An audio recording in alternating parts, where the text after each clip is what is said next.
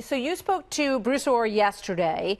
The president said this about him in a tweet: "How the hell is Bruce Ohr still employed at the Justice Department? Disgraceful and witch hunt." Rachel Maddow last night was very concerned about the Department of Justice potentially losing Bruce Ohr, and you guys grilling him yesterday behind closed doors. Here's what she said.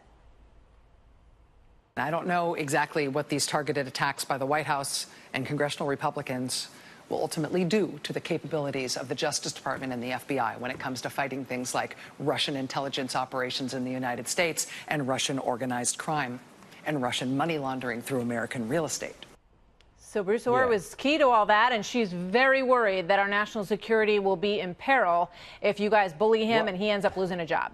What we should be worried about is Bruce Ohr, senior official at the Justice Department's wife, was working for the firm hired by the Clintons to put together the dossier. And we know the dossier was the key to all of this. And Bruce Ohr, Peter Strzok told us in the hearing 5 weeks ago, Martha, Bruce Ohr is the guy who funneled parts of the dossier to the FBI. His wife's working for the Oppo research firm Fusion GPS, who's been hired by the Clinton campaign. And we know the dossier was taken to the court. And I'll tell you what we got confirmed yesterday. When they went to the court, the FBI knew three important things, and they didn't disclose this to the court. They knew the Ohr's involvement in production of the dossier. They knew that Christopher Steele had this extreme bias against the president, and they knew who paid for the dossier, and they didn't disclose those key facts to the court when they went there to get the warrant to spy on Carter Page and the Trump campaign. That's pretty remarkable. It is remarkable. When someone who works at the Department of Justice is bringing information, and I heard, basically giving the thumb drive, handing over stuff straight from Fusion GPS over to the FBI and saying, here's what we got. And he also admitted to, in this testimony yesterday, that he felt that Steele was biased. So they all know that on that side of the equation.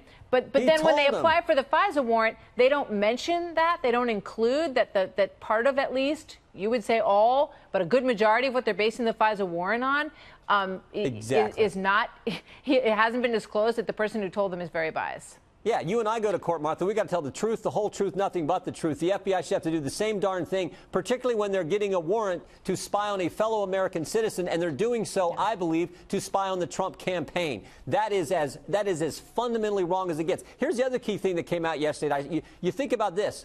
Why did Glenn Simpson and Christopher Steele pick Bruce Ohr in the first place? Why'd they select his wife to come work for Fusion? They had a direct access. Chris Steele had direct access to the FBI. He was handing them parts of the dossier. Why did they also want to run it through Bruce Ohr at the Justice Department? Good question.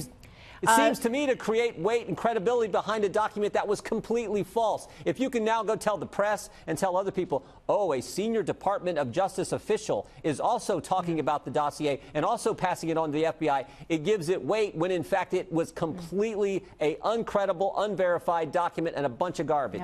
Yeah. Understood.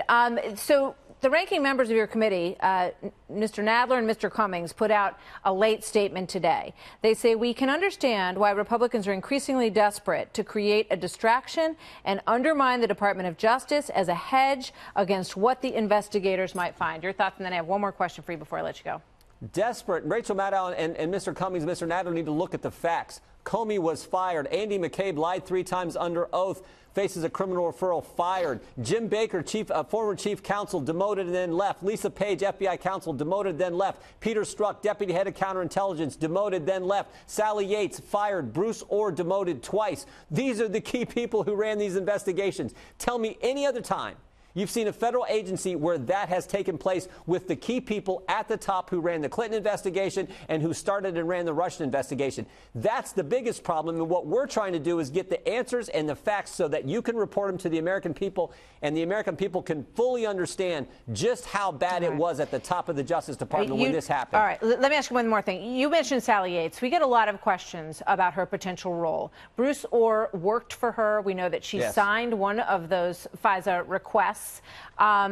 Did she come up yesterday, and did you learn any more about how they may be connected in any of this? We're not supposed to. Yeah, we're not supposed to get into the specifics about it. I will tell you this: Bruce Ohr did talk to key people in the Justice Department, particularly on the FBI side. People's names you've talked about, people's names who've been out there, and that was a revelation. And he talked to them early in this process. They were fully informed early on what was happening with this dossier. All right, we'll see where it goes from here.